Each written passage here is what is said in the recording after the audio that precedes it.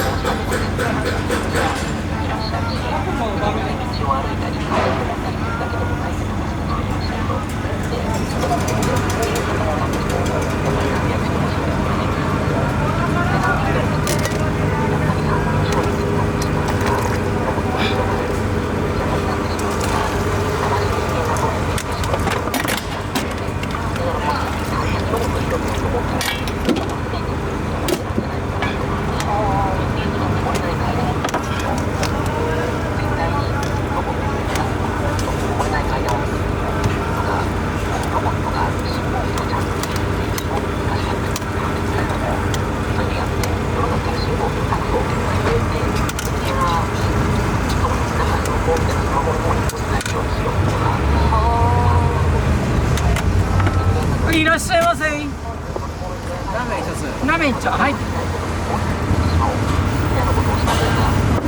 チャーシュー麺で。チャーシュー麺で。はい。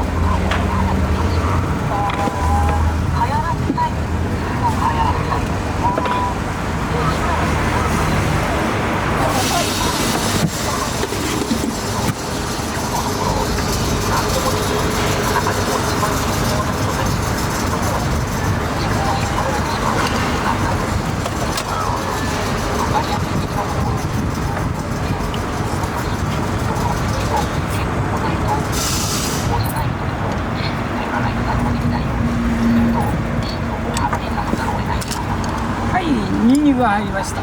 お待ちください。胡椒です。今日はニンニクがサービスだったけど入れとく。お願いします。はい。